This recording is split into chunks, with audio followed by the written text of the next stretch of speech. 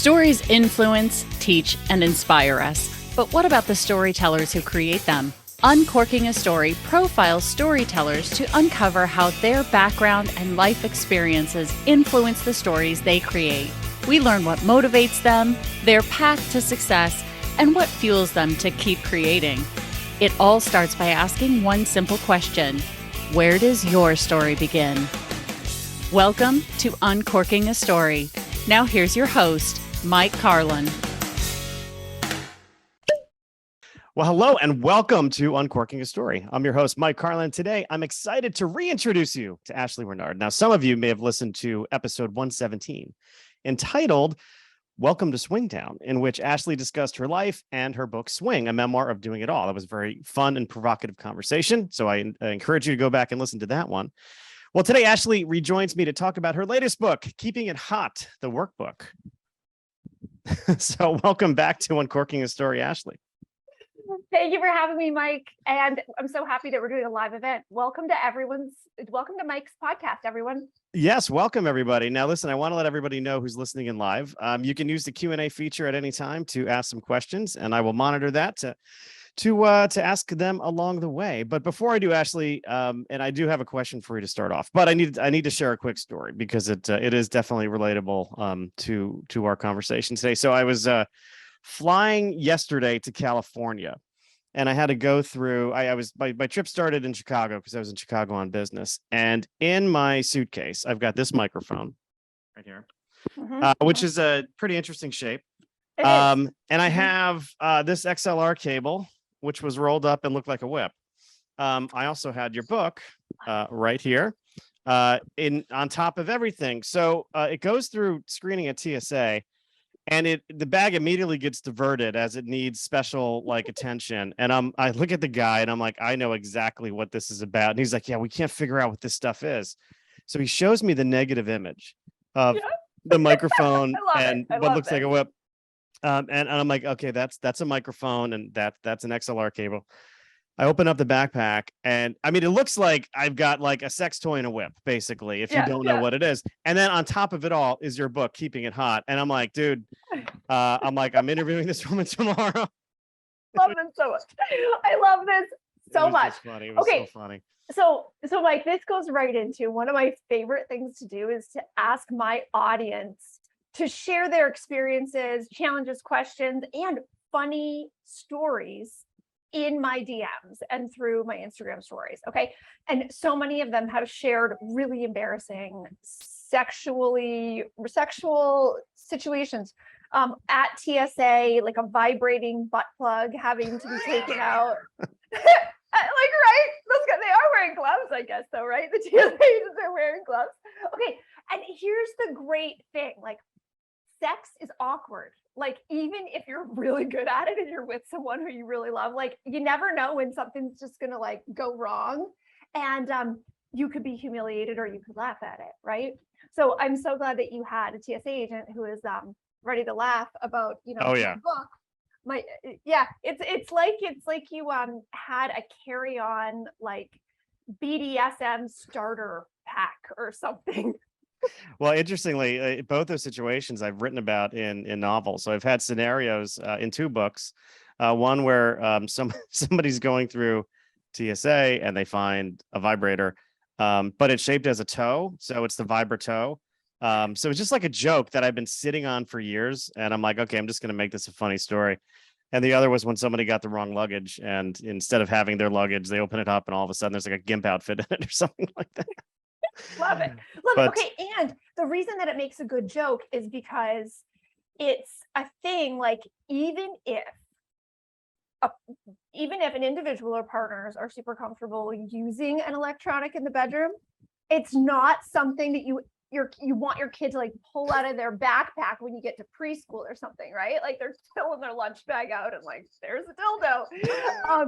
It's even if you're comfortable using it in private, the thought of that private item being seen out in public is it's like the dream you'd have with showing up at school with no clothes on. Yeah. It's just that feeling of exposure. And I think that the fact that we're having this conversation and we know that my audience is going to love it, and hopefully your audience loves it too, is the nature of what I wrote about in Swing, and like I didn't know this is where it was gonna go, Mike, to like people asking me so much advice on marriage. And here's the thing, I've only been married to one guy, and I was miserable for like a decade of that. Okay. But from doing my own work to really shift my relationship with myself, and then having my marriage actually like completely transform, like it's so different. It's not like when we were dating or anything. And I probably told you this the first time we were talking, like our marriage is fucking awesome. Like I never thought I would have a marriage. I'm touching on too. This good. I'm so grateful for it. So grateful for it. But what I've realized is a lot of the questions that people send me, DMs, hundreds of DMs a day, are really about cooperation, about teamwork, about the things I did over and over and over when I was a figure skating coach. So for your audience, for mine, I coached synchronized skating. That's the only truly team aspect of figure skating for 23 years. And it was my job to get adolescents to cooperate with each other, adolescent girls, right? Like get teenage girls to cooperate with each other, and for all of them to do exactly what I wanted them to do. Okay. So like the disarming and the like, we're all on the same team. There's no bad guy, like that is required in that. I can really easily deliver to people in a few sentences or a voice memo in DM. And I think this is why people come to me, like when they see my content, if they then click over to my profile to watch more or send it to their partner or follow me, it's because there's something about my delivery that is disarming. It's like I'm talking about a vibrator, or like, you know, how to like oral sex more, giving or receiving. And it's like I'm talking about the weather. And they're like, oh, she's totally okay. She's not uncomfortable. And oh, I'm going to listen. And oh, here's the thing. I make videos about sex, but in my DMs, everybody wants to talk about feelings. That's it. Yeah. That's it. Well, that's one thing that surprised me, you know, after getting the book and going through it, is it is not the Kama Sutra. I mean, it is not like a how-to guide for sex. I mean, really, it is, you know, primarily about self-discovery and enabling better communication between you and your partner. So what I'd love to start off just by talking about, you know, for you, what was the genesis of this book? This book came because my audience asked me to write it. They said to me, do you have worksheets on the love letter exercise that you did in Swing, when I felt really completely disconnected from my partner? Didn't really even feel connected with my friends at that point. Like I really felt very alone in my sadness and in my shame of not being grateful for my lovely looking life in marriage. Like being sad in a marriage is a really lonely place to be. One of the loneliest, I think, because like, you know, you stood up in front of a judge or a priest or community and said, hey, yeah, I'm going to be partners with this person forever. It's so weird, actually. It's like, I'd like to speak to the manager, the one who decided on marriage. Okay. It's like, so it's a setup in a lot of ways. But we don't hear people talk about it that much. So when we see hashtag marriage goals, blah, blah, blah. And then we hear when someone's getting divorced, but like to hear any of the in between or the monotony or like the struggles on a day-to-day, kind of silent, right? Kind of silent. And most of us didn't have great role models for like really working through the things that are inevitable in a partnership, especially if you're having kids, you know, finance, all of the things that go with doing life together.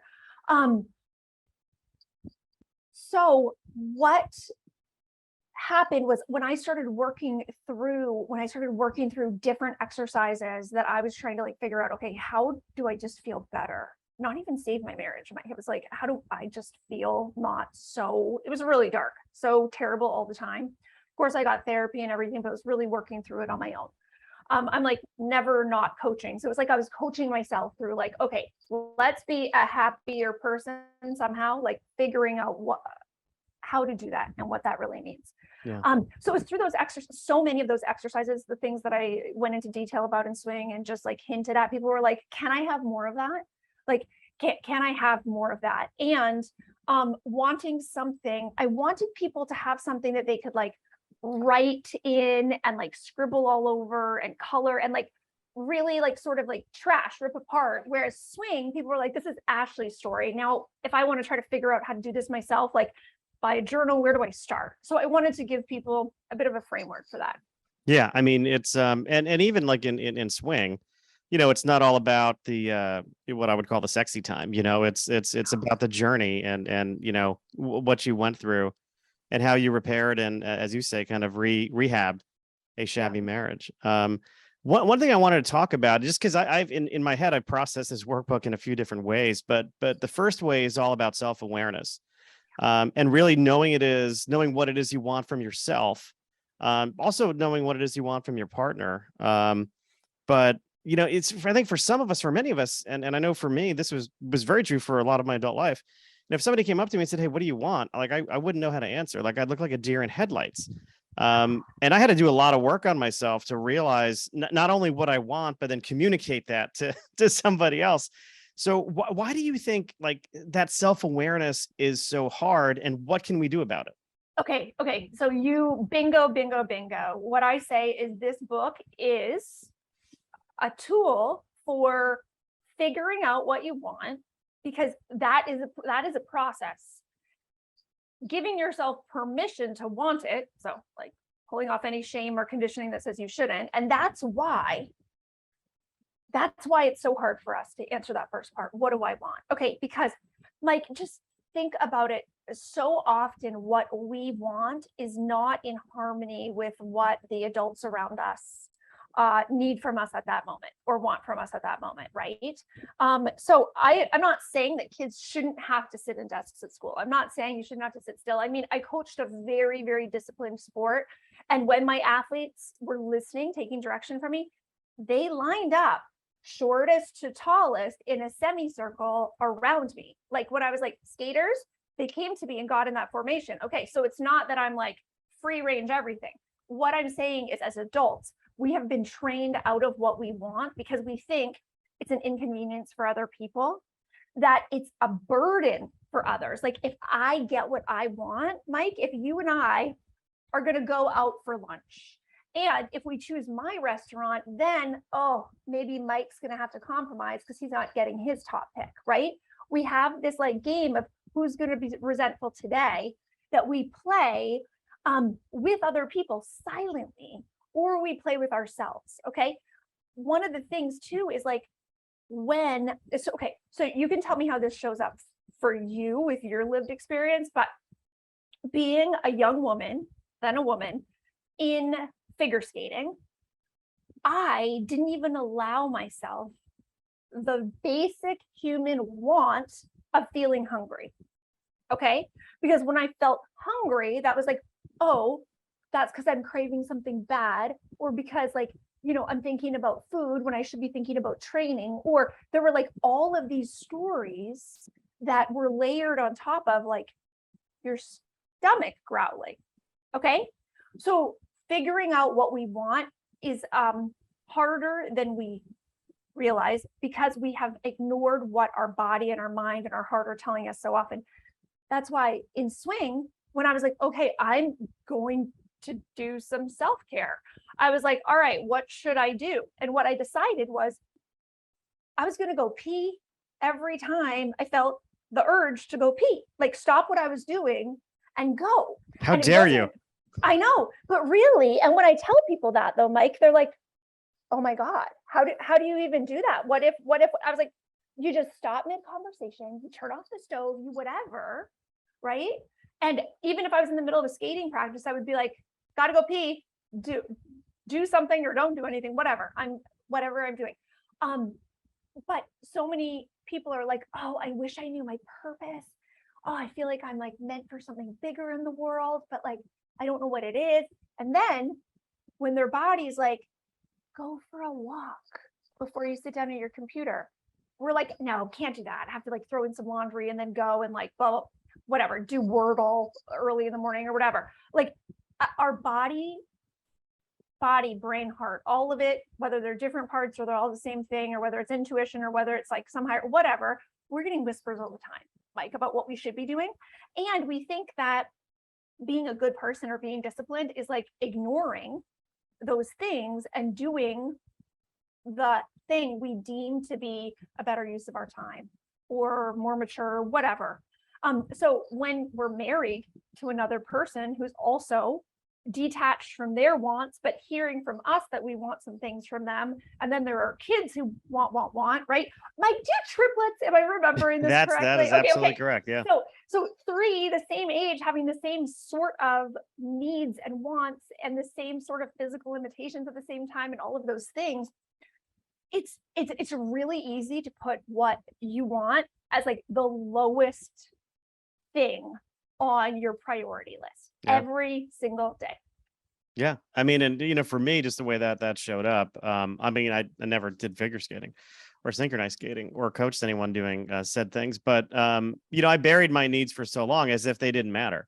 And then at some point in your adult life, when the kids are older and you have a little bit more time, you know, I realized like, oh my gosh, I do have these things. I do have these desires and these dreams, and I haven't voiced them. And, you know, I wouldn't say it led to a crisis, but it certainly, you know, was a wake up call. And I needed to do some work to kind of not only figure out what they were, but then kind of communicate them and learn how to, talk about them, which was the second point I wanted to bring up about your book. So the first is like, okay, this book is really helping someone go through that self-awareness process. And that's sort of, I don't want to say solitary thing, but that's something like you kind of do on your own. But then, you know, you've got this, okay, well, now that I know this, now that I would call it like the curse of knowledge, now that I have this curse of knowledge, if I don't do something with that knowledge, I am only betraying myself. So let's talk about communication.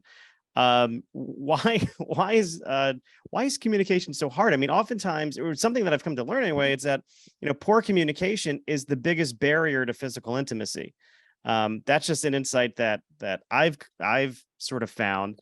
But why is communication so hard, Ashleigh? Okay, so communication is hard in general for a certain reason, and it's hard in the bedroom. Okay, so listen, there are going to be people listening to this, Mike, who are like, who can't ask for what they want in the bedroom? What? That's me.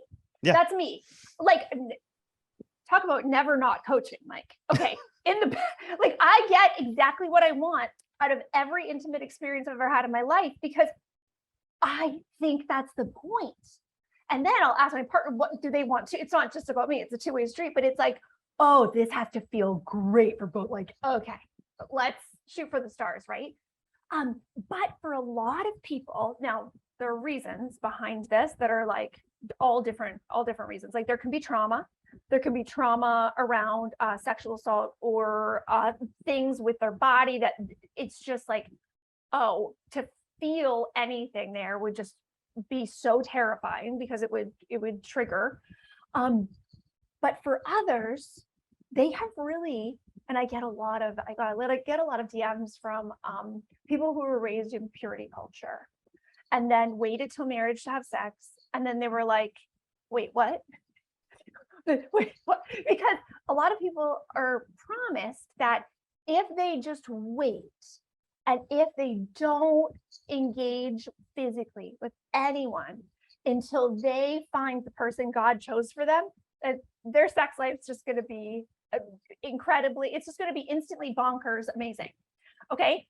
And what these people find is like, no, it's like a lot of things, but it's not bonkers amazing. It's like confusing. And they've never been told that asking for what you want is like such a gift to your partner. It's like you're insulting, especially women in my DMs are like, I feel like if I ask my partner to do something or direct them in any way, that's like so insulting to their manhood.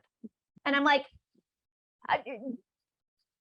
for you to say, hey, I have a vulva, let me show you, let me tell you about it, or how could we maybe learn together? Yes. I mean, why do people think, I just don't understand, why do people think that like it would just happen automatically? I guess because, you know, there's nothing, we don't see, the sex that we see in media is like, okay, TV, movies where like oh, like there's this rapturous connection. And then like, okay, people are in the hallway and the pants are coming down and it's just like, right. And it's just the chemistry is so high that the physicality works. Right. Okay. Or we see pornography where every single angle, position, whatever is just for like the shot.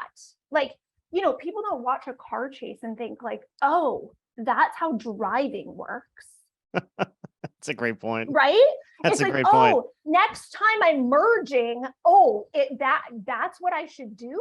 No, but for some reason, and I think it's because we don't talk about it enough, like porn is like, I think that like there's two camps, and I don't know a lot of people in the middle, like who are just like, oh yeah, teenagers at some point will like see porn, and like adults, yeah, probably use it to masturbate, right? Like whatever. And then other people who are like, porn is the ultimate drug, the ultimate sin, the ultimate like thing to like ruin your satisfaction in the bedroom and your life, right? Like there's these things. So we don't talk about, well, like, so what I've said to my kids, my oldest is 15, and I've talked to him about pornography for a while now because I always want to get to my kids first.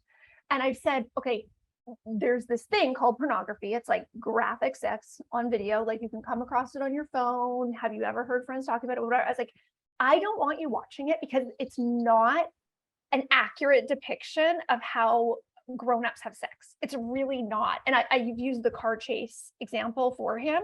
Like, you know how you see things like special effects and things on movies, and we know that that's not real. But if this is your first introduction to that, it's really easy to think that that is. So then I have women in my DMs who are like, yeah, it doesn't feel good when like my feet are on top of like above my head, and they have a young husband. He's like, you know, he thinks that like that's how intercourse is supposed to work. And I'm like, oh my God, like it's windy, it's cold, there's a breeze, like get the legs, like what? I can't, everything's dry out, like what? Get the legs down, what's happening here? So just I think that what people really appreciate about my content and the sharing stories like that in my Instagram stories is like, people are like, oh, okay, I don't feel dumb for not knowing that. Or now my partner realizes, oh, there are a lot of couples who have these conversations or like have to try to figure it out in some way. And I think for most of us, whether it's been pregnancy, whether it's been postpartum, whether it's been other medical or emotional things going on, I think every couple who's been together longer than a minute has had to figure out some part of their sex life, right? Yeah. I've had to do like some kind of like figuring for like, okay, right now that's not working, we're gonna have to do something else. Yeah. But you know, just getting back to communication, for me, something I'm curious about is the role shame plays in poor communication, because you know, you gave the example before of, you know, why, you know, a woman thinking that their partner you know, will be insulted if she gives direction, and you know, from the other side of the fence, I'm like, no, I want more direction. You know, it's like, I want you to tell me, you know, what you need. But I think there's, for many people, there's like an element of shame there. Like, oh my gosh, are they going to think that I'm a weirdo if I ask for something a little bit out of the ordinary? So how do we address shame and inhibitions? Okay, so a few things there, right? Like, oh, okay, so this is one part of it, and this is what I always talk about when I'm talking about faking orgasms, because I've never done that before, because my whole life I've been like, oh, okay, I'm sort of not feeling it or something. I could just fake. It's like been something that's gone through my mind, right? And I'm like, oh, no, that's a slippery slope, because if I just did that because I kind of wanted this to be over sooner, if I'm tired or not feeling whatever, then you could just go to that every time. It's just so easy. Okay, so when I first said in my stories, hey, women or anybody out there fake orgasms, and if you do, why? I swear to you, Mike, I have never received so many responses so quickly. Like 300, like maybe in the first hour. It was what, like responses. The thing that women said, so this is what I want everyone to hear, that there is shame because sometimes we're shamed. Okay. And the reason we're shamed is like because someone else is feeling shamed. It's like it's like pinball. It's like pinball shame. Like boom, boom, boom, boom. Okay. When a woman has said, you know what, I'm not really feeling it. Like I don't think I'm gonna come. I don't think I'm gonna finish. You can just finish. Sometimes partners will pout. And I think it's actually because like they want their partner to feel satisfied. But instead of listening and saying, okay, I'll just finish. And then afterwards we can talk about, hey, was there something like, are you not feeling well? Or was there something I didn't do? What can we do to make this better? They will say, well, I'm not going to be able to come if you didn't come. I don't like, you got to like, there's this thing, like partially, I think it is a turn on when your partner climaxes. Yes.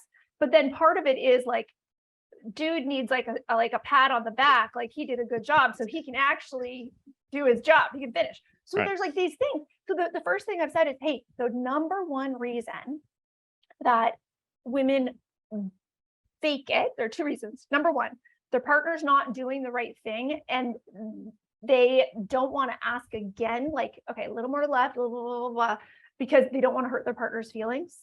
And the second one is that they know they're not going to have an orgasm and they just don't want to pretend any longer that like that's what they're working toward, right? So they'll just like, it's their indicator to their partner that they can just finish. Yeah. So, and I've had men DM me and they're like, or comment, and they've said, oh, if your partner doesn't finish every single time, you don't know what you're doing. And guys will respond and go, dude, if your partner if she climaxes every single time, then you need to ask her if she's faking, because it's such a normal thing and I've had men say too, I don't need to finish every time. I actually don't need to finish every time. And then I share these responses so people get to see these. So that's the thing, that there's this shame that you're not going to have the right answer or do it the right way or whatever, because like we don't really see other people having sex, and I'm not saying we necessarily should. I mean, but you could go to a sex club and you'd see something, but I guess I'm saying I have and whatever. You might be talking from personal experience there, Ashleigh. But normally we don't. That was one of the things that I really enjoyed about talking to other people in the swing lifestyle. They talk, Mike, and they're like, hey, you know what? Usually we don't bring this up, but hey, my partner, she doesn't actually like oral sex. She doesn't like anybody going down on her. So usually the first time she'll put up with it. And then she'll say, by the way, I don't really love that. But he was like, we're just going to say it right from the beginning. And I was like, oh my God, I'm sorry you had to go through that the first time with like any other, but here we are. Like, even in that situation, like there's sort of this like trying just to be polite. Right? But anytime we have an opportunity to go, okay, wait, what do we really want? Whether that's in the bedroom or whether that's like, oh my God, I hate doing the dishes. Could you please just do the dishes from now till forever, or the toilet or whatever, because that's part of the book is equitable partnership. I think both people in a relationship need to feel supported and need to feel whole, comfortable in their bodies. There's so many things that need to feel good in order for the sex to be great, that I just wanted to give people a lot of prompts, a lot of cues for that kind of stuff, to just start having these conversations in and outside the bedroom. Yeah. No, and the conversations are so important. And that's why I love the workbook, because it helps you have those conversations. So one thing I want to talk about, in addition to all that, is just the element of family life on this, because, you could go through all this work, right? You could do the self-awareness, you could have better communication, you can work on emotional intimacy, which will lead to better physical intimacy. You could break down inhibitions, but throw in having kids in a family. And that's a whole other curveball, isn't it? It is. It is. It definitely is. And this is one of the common messages I get from men saying that they really miss their wives because the wives are so busy with the kids. Okay. And it's not like the wife is off, like, going to Six Flags with the kids for the day. Like, she's living it up. Like, she's packing lunches. She's doing this. She's checking this. She's volunteering. She's doing all this. Right.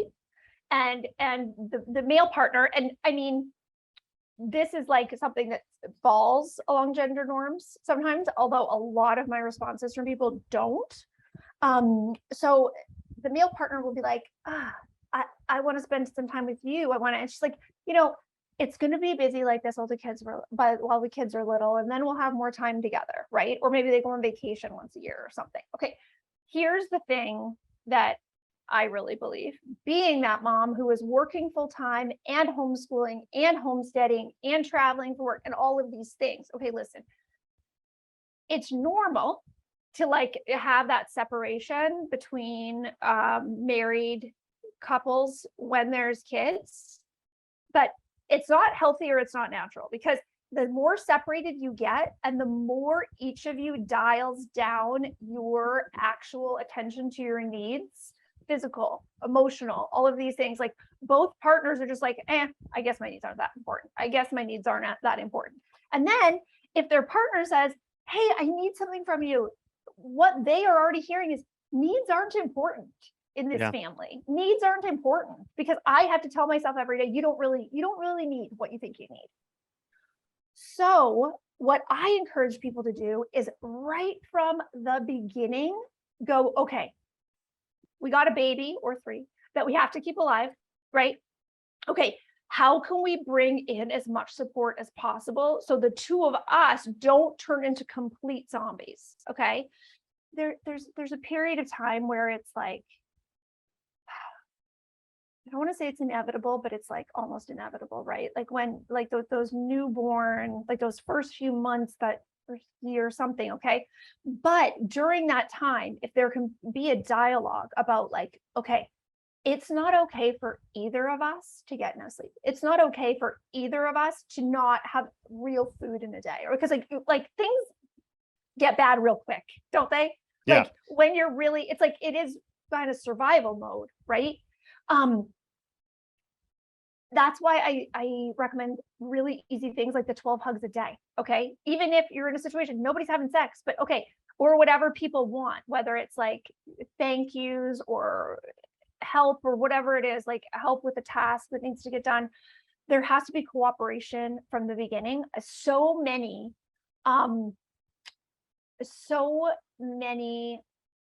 people think their job as a parent is just to like devote themselves completely to their child. Okay, and I did this. I almost like quit my job so I could like pour more into my kids.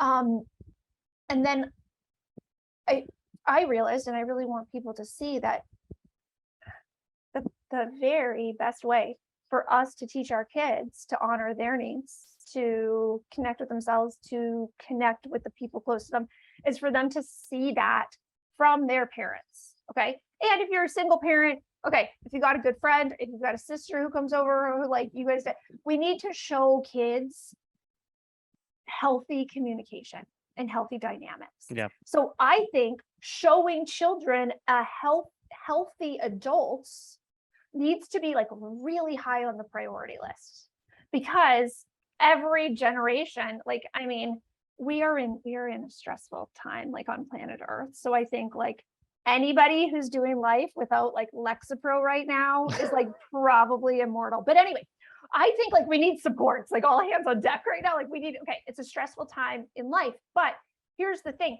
I think that, you know, parents worry about, oh, technology for my kid or this or that, or like, how am I going to keep my kids safe as they grow up? And it's like, what if you made them self-aware? What if you helped them hear their inner voice? What if you facilitated that with them? What if you shared with them experiences when you ignore that inner voice and then are like, okay, and it really puts me in the wrong direction, and then I come back? What if, as parents, we shared some of our marriage struggles with our kids, even in real time? Because they know anyway. They know anyway something's going on. Chances are they're blaming it on themselves if you're not giving them like a narrative that makes sense. So I think that the way that we can do better by ourselves is by showing our kids. Yeah, no, I totally really agree. Take care of ourselves. Yeah, I totally agree. I mean, it's, you know, we teach our kids so many things, right? We teach them, you know, good dietary habits, good study habits. We teach them to be kind, polite, you know, to take care of themselves. But we should also be teaching them through our example with our partners. Being affectionate in front of them with our partners. And I tell my wife sometimes, who would be a little bit more inhibited about, having a little romantic time when the kids were home. And I'm like, maybe it's not the worst thing in the world for them to know that their parents are, still together in that way. I'm not talking about, busting out the whips and chains, but it's more of, hey, it's probably okay to for them to know. I love that so much because, okay, so my husband Manny was raised in a traditional Greek Orthodox home. He didn't even know the word for sex, but he did know the word for virgin because he was supposed to marry one. How'd that work out for him? No, I was like, what are you gonna do? Like drive past like junior high schools when you're ready? Like what? We're in what world did you? But then I was like, in what? Because I grew up in Canada, right? Like my boyfriend slept in my bedroom during high school when he would sleep over. Like I came from like a very sex positive, progressive home. So I really didn't know that anybody waited till marriage anymore. Like I didn't even know that like people tried. Like I didn't, it was okay. But now I get a lot of DMs from people who are like, our wedding night is like next week. Any tips? And I'm like, just the tips. Just the tips. Exactly. That's my only tip. I know what my advice is go slow. Don't like, usually it's over weeks or months or years that a young adult will have their first sexual interaction with another young adult and then work up to the place that there's like intercourse happening, right? It's like a long runway usually. So for people who get married, I say like, make it maybe like a goal to like have intercourse by like the end of your honeymoon. Like really, like don't think that something's wrong if you like really taking the pressure off. And people really appreciate that. Even if they like don't follow that advice, like, even if they go a little faster to know, hey, we could just try it a little and then we'll try it again tomorrow or whatever, because it's like, it's a traumatic experience for a lot of people. And it's so weighted like, oh, it's going to be so amazing, this thing that you've like denied yourself for so long. So, but one of the first things, so when Manny was growing up, never heard any talk of sex, never saw either of his parents unclothed, nothing. Okay. So when I would just be like, and our kids slept in our room for a really long time, Mike. So when Jack was like 4 and I would like walk to the closet to like get clothes, he's like, should you be undressed in front of, I was like, man, like how in the world are we going to do life in this family with me not being naked at some point? Like, no, the kids are here. I'm nursing the little blah, blah, blah. No, I was like, they're fine. They will get to an age where they like will knock when they come in the door. Or if I'm changing in the bathroom, if they like sense that I'm in the bathroom now, they'll be like, Mom, are you in there? Right? Because they want to talk to me, but they don't actually want to see my bare ass. Right. Okay. Right. Because my 15-year-old just doesn't want to see, he's not interested in my bare ass. Okay. So that's the thing that I knew they would get to a point where it's like, and I got to the point where like, if I knock on their door or something, like I give them time before I open it. Do you know what I mean? Yeah. Right. Yeah, Like, I mean, unless you were a stepmom, because there's a lot of porn out there about that. Okay, there's so much weird. It's so weird, right? It's so it is such a weird kink. Just to piggyback on that. It is such a weird kink, and it's like really prolific. It's really everywhere. Okay, so but I'm telling, nobody wants to see nobody wants to see your ass, even if they're thank God. Okay, so when I started talking to our kids about sex, one of the things I had in like the first or second conversation with them about procreation was, and grown-ups don't just do that to make babies. They do that regularly because it feels really nice and it's a way for them to be close. So it was like, it was not like, some people's kids have been like, oh my God, did you do that 3 times? Because like they have 3 kids or whatever, right? And because most kids don't come all at once, like yours do, Mike. I mean, unless you do it my way. Right? I know. Oh my God. It's very efficient. I will say that. Oh, so yeah, so efficient. So I really wanted them to know that. And even now, so I love our neighbor kids are over here all the time. I love my neighbor children like they're my own kids. Okay. And they call me their neighbor mom. And the 6-year-old said to me, so Ashleigh, it's so pretty. The cover is so pretty. What is your book? What is it about? And I said, well, Mia, a lot of married couples have trouble getting along. Like they get annoyed with each other or frustrated. And the book is about ways that they can communicate more kindly to each other and really enjoy being together. So like they like cuddling, like they like going away on dates, just the two of them. So like they're really happy, because I think a family's happier because she has a mom and dad, when the mommy and daddy are happier. And she goes, oh, that sounds so nice. Did you give her a copy to take home for her mommy and daddy? No, but her mom has one. We're friends. We're friends. But she had a little swing sticker. I had stickers of Swing Mike, and do I have one here? And she like put one on her shirt and took it home one day, and her mom texted me like just laughing, because here's the thing. I sent out copies of Swing via email to everybody I knew like a year and a half before the book came out. Okay, including my family, friends, neighbors. So she already got one.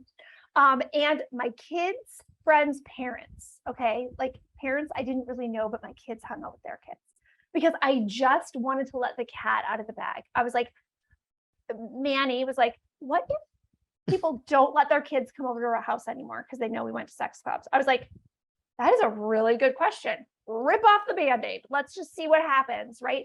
And I'm raising 3 kids who are going to be definitely white, probably men in America. Okay, so if they were to experience some discrimination because of the type of book I wrote, right? And that impacted them in a negative way, that would be a really interesting experience for them, because like they don't innately have, like they don't have gay parents, they don't have this, they don't have that. Like they have a lot of things stacked for them as far as like showing up and being who they are, and it not ruffling any feathers. And I swear, I don't know if I told you this on the last podcast, but I think people like me better than before they read the book, because they were like, oh, your marriage isn't perfect. I was like, oh no, it's really good now, but no, it was not good for a really long time. Right.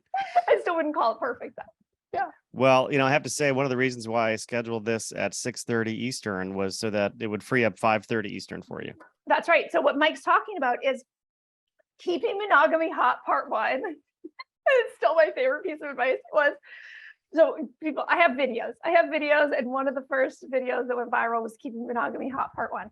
It was decide your favorite time of the day to be intimate, right? Because some people like just expect, that whenever that expected time is for you as a couple, if it doesn't happen, then there's going to be like awkwardness on both sides, yep. Right? From the person who doesn't want to and wishes the other person didn't want it, and the other person's like, I'm not going to get it, but I did want it. But most of this is silent, isn't it? Yeah, it's a silent dance. Oh, yeah. It's a silent dance. And so Mandy and I have never gone to bed together, ever. Like, do you and your wife go to bed at the same time, Mike? We try to. I'm usually in bed before she is. And do you guys have a TV in your bedroom? I do not want it there, but yes, we do. But you do. Okay, so because this is what I'm trying to figure out. What are people doing going to bed? I don't know. We've just never done it. So we've always been like, hey, you like interested in getting on today or whatever? Or like we would have codes. It would be like yoga ? He would text me for like years. And it would be like, yeah, and we had different schedules and things like that. I was like the rink at night. So it would be like, yeah, this is my window of opportunity, whatever, or my window of availability. So one of the things I said was, in our house, nighttimes are for sleeping and mornings are for coffee. So I like getting it on at 5:30 p.m. Okay, here's the thing about the kids being home from school. That's like hard and like a little annoying. So we were like, okay, maybe it's like a morning thing. We're like shifting our times around, but I appreciate you working with my set schedule. But here's the thing, just having that conversation of like, are we going to have sex today or not? And what time would you like to do it? Because I I never had a night laying in bed wanting sex and not getting it. But I did have times when I really, really, really needed something in my marriage. Like I needed him to listen, or I needed to have a good cry, or I needed him to hold my hand because I was so sad. And I didn't get those things. And I went to bed really wanting those things so badly, and just like sobbing and sobbing and sobbing into my pillow, and really thinking like, yeah, that's not for me, I guess. That's not for me, like that kind of support or intimacy or understanding, like just to be known, just to like be with someone who knows what you need. Yeah. You know? No, and I know we went down the rabbit hole of sex and physical intimacy, but the book is really about so much more than that. It's about, helping you not go to bed and be sad because your partner isn't listening, or that you can't voice your needs. And all of those things, when you're able to sort of work through them and overcome them, lead to better times in the bedroom, which I'm realizing my background right now. I'm usually in my home, my studio with a green screen. I'm in California. The funny thing is, I mean, my camera's pointing at the bed, right? So I guess that is an appropriate background for given parts of this conversation. But I've got a webcam on a tripod pointing at the bed, with a computer pointing at the bed, with this microphone. I can only imagine what the maid was thinking when she came in to clean this room. I mean, she probably is thinking that I'm some kind of cam guy, right? That I'm doing cam shows at night. Exactly, that you're doing cam shows. Okay. So and maybe I should be doing cam shows. I mean, I've got 3 kids in college. I could use a little extra money. I know. OnlyFans cam guy. Yeah. Right. We like, honestly, I could role play. I mean, I have reading glasses. I can just put them on, and I could be like, I don't know. I look horrible in glasses, but no, but here's the thing. I think that you could have brand consistency with uncorking the story. It could go cam. You know what I mean? Yeah. And I have to say, my wife just rejoined. She missed that whole setup about being a cam guy. So she's gonna have to go back and listen to that, because it was pretty damn funny. It was. Hello. Yeah, just say hello. Say hello to Nicole, Ashleigh. Say hi, Nicole. Nicole, you had 3 babies at once. Nicole, you're my fucking hero, Nicole. She gets that. She gets that a lot. I know. Okay, so then I would actually want to talk to Nicole and like see if that's like actually a compliment, or if it's not the compliment you think it is. So I would actually want to talk to Nicole and hear about that, because whenever humanity has like a standard answer to like you sharing about your life, it's got to be just an interesting situation. Yeah, it is interesting actually, because when you tell people that like you're the parents of triplets, they usually have a few different reactions, right? One is usually, oh my gosh, better you than me, which is pretty insulting, I have to say. The other thing people want to know is, was it hard having triplets? And I'm like, this is when you learn that there are such things as stupid questions, because think about it. I'm like, you went from having 0 babies to 3 babies in the span of 3 minutes. It's like, it's pretty damn hard having triplets. Don't even ask the question, because it's so stupid. And then the other one that you get all the time is, were they natural? And then I'm like, people would ask this in the grocery store, and it's like, okay, now we're talking of our personal fertility in line at, ShopRite. Yeah. Like, it's like what?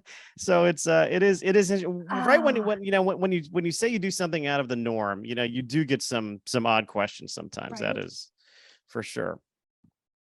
So here's what's funny. Having triplets makes you prone to more personal questions than I get making hundreds of videos about blowjobs. No, not about blowjobs, about sex. It's so funny that people would be, because there's this interesting thing that I'm really grateful for. And I'm like, I really appreciate the incredible audience that I've like magnetized to me with my content.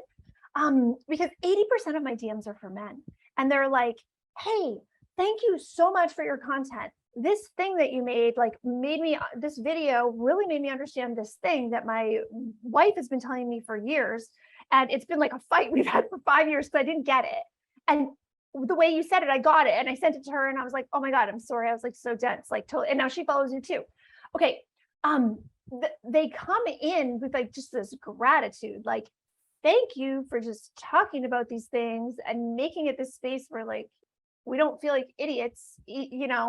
Like somebody the other day, I was asking people to share fantasies, that came true, that really lived up to like what they thought it Yeah. was going to be in their mind. And so many men said pegging. Okay. Oh my so God. many Hold men. on. Wait a minute. Now, if we're taking a trip to Fantasy Island here, pegging was like high on the list of dudes. Oh, it's so high. So this is the interesting thing about my audience that, well, okay, I just want to tell people listening.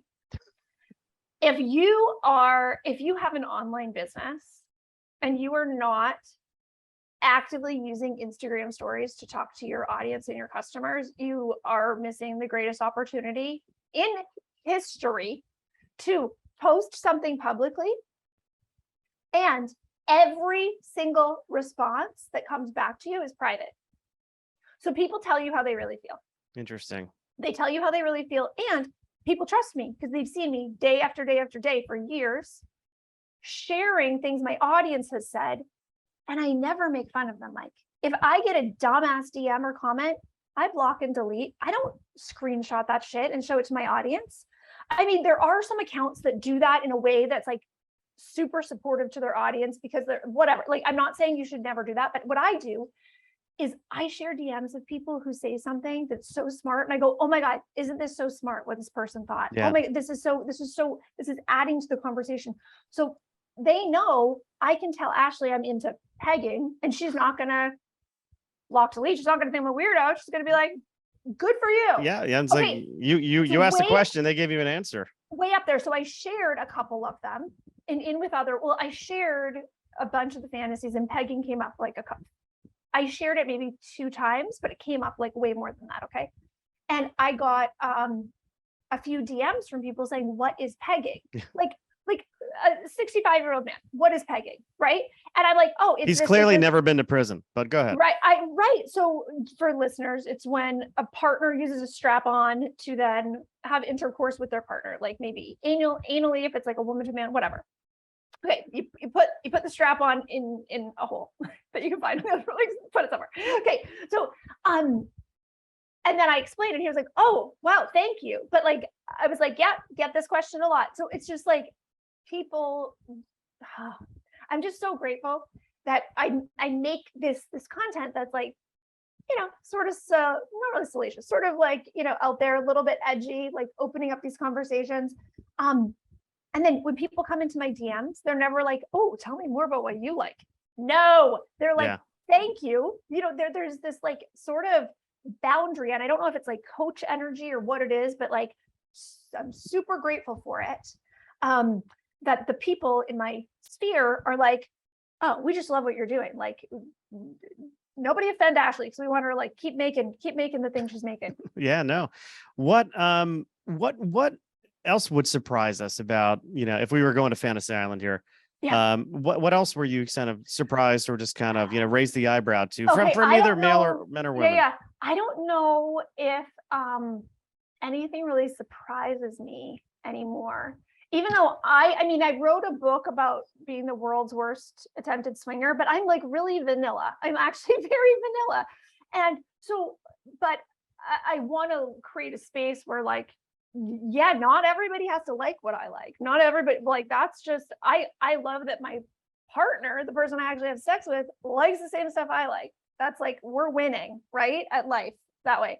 So, a lot about women taking charge of the bedroom, a lot, like, femdom, I guess is what it is. Like sort of being dominated, really taking charge, whether it's like being dominated in like a dominant, submissive, like official sort of way, or just like, would love if their wife like pushed them down on the bed and we're like, we're having sex and like rip their clothes off. You know what I mean? Like, yeah. I think there's something to that about like wanting to feel wanted, or wanting to feel desired.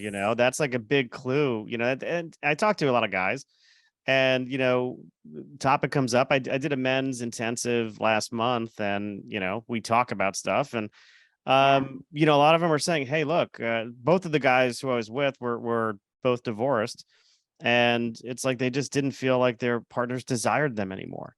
Okay, and that's like, bingo, because possibly their partner was numbing out all of their own desires for years. Like, what do the kids need? What do I want? No, what do the kids need? What does my husband, do I need to take the dog to the vet? Blah, blah, blah, right? So when somebody is like completely detached from their physical desires, they don't actually desire their partner. And it's even hard for them to empathize with like, oh, they want sex from me. What? But all these other people have wanted so much from me today, and I gave to them, and now I have to give. Like, they get really disconnected. So what I told this young couple recently who DM'd me, because sometimes people will DM me and they'll be like, oh, from like Chad and Trisha or whatever, thank you. Like, they'll, even though they don't have like a joint Instagram account, they'll like be like, okay. Or they'll mention their partner's name and then sign off with their name, whatever. But they were saying like, okay, feeling disconnected. We have a new baby.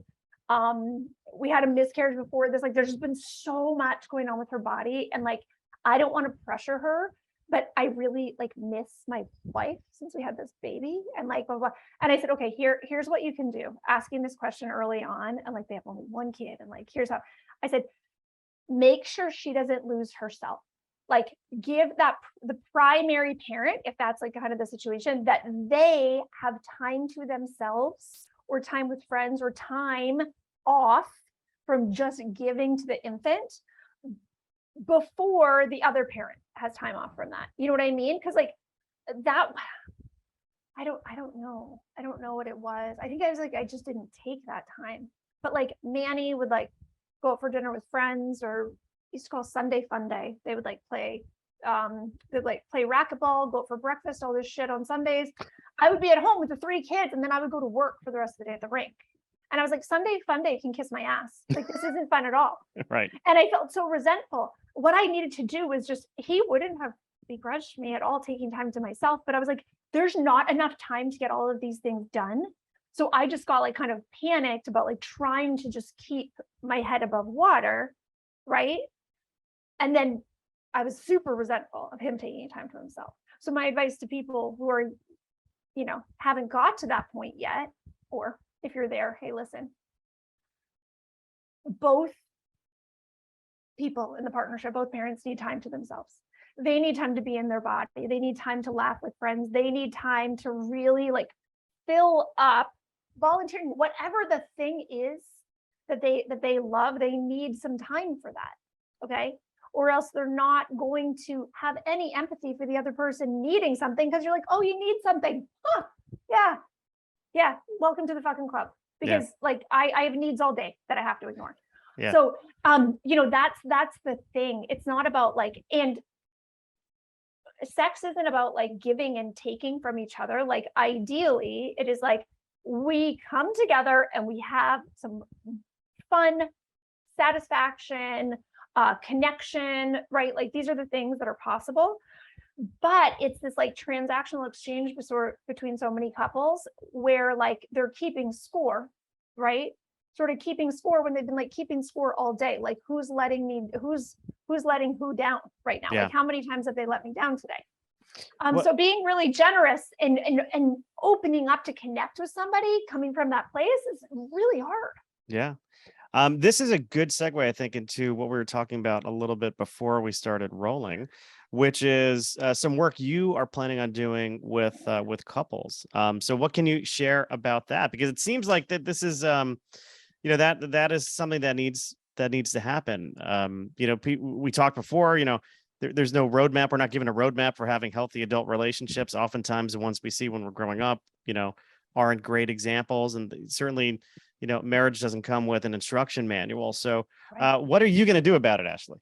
What am I going to do about it? Okay, so I am planning right now a couples summit and a couples course for the fall. It's going to be an 8-week course. So a couples summit is going to be a 2.5-day event. I'm going to bring in guest experts, sex experts, marriage and family therapists, licensed social workers, to talk about, hey, what are the really common things that couples are struggling with, and how do we like pull this apart a bit, so even if it's something that a couple doesn't personally struggle with, they can find some benefit to that. So there's so little marriage support that is outside of like biblical principles, or like the only sort of like marriage support people would get was like, when you go meet the priest before the wedding, or like after, right? Who may not know that much about sex, to be honest. Like, what the hell?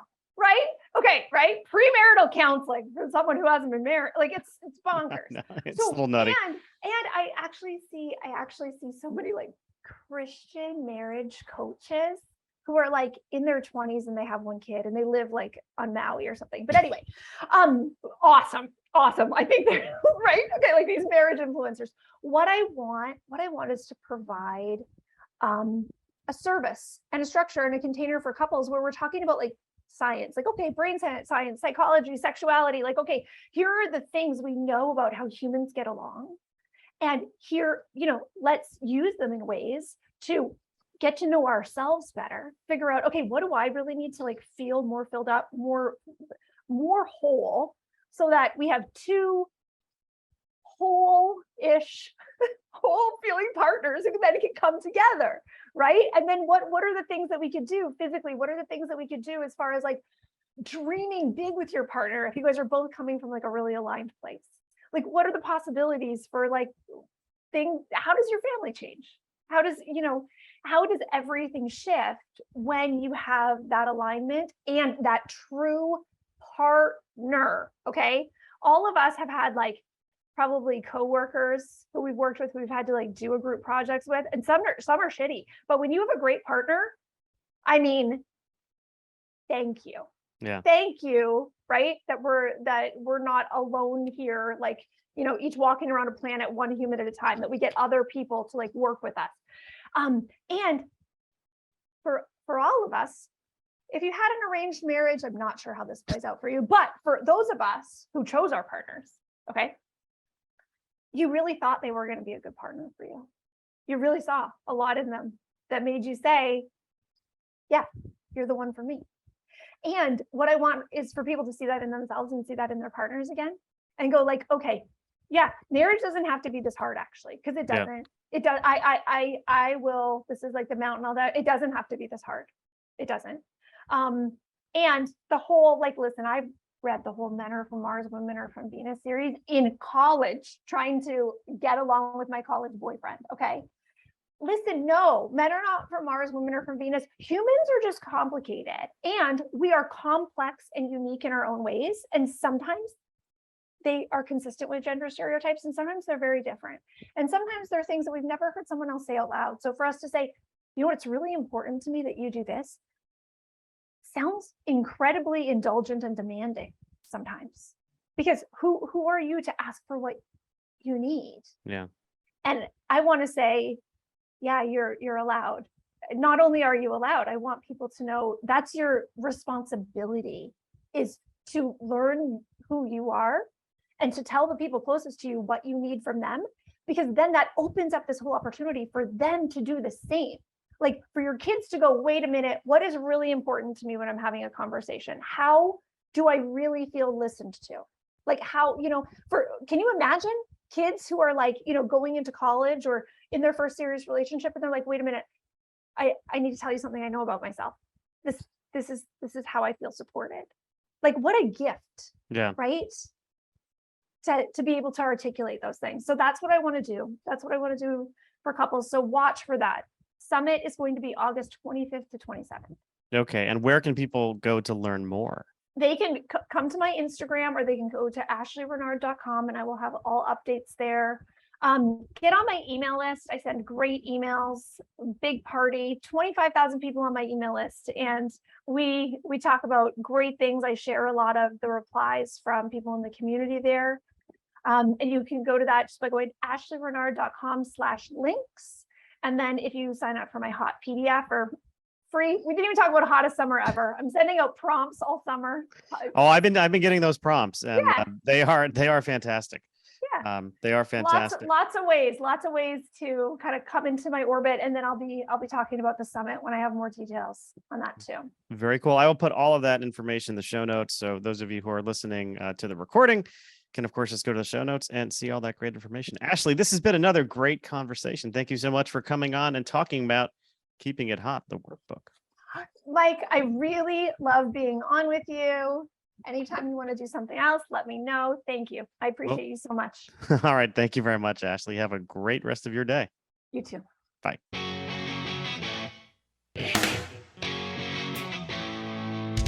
Thanks for listening to Uncorking a Story. If you'd like more information about today's guest or to find out more about Mike, go to uncorkingastory.com.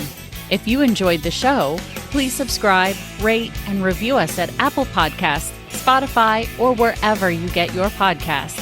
Tune in every week to hear Mike Carlin uncork a new story.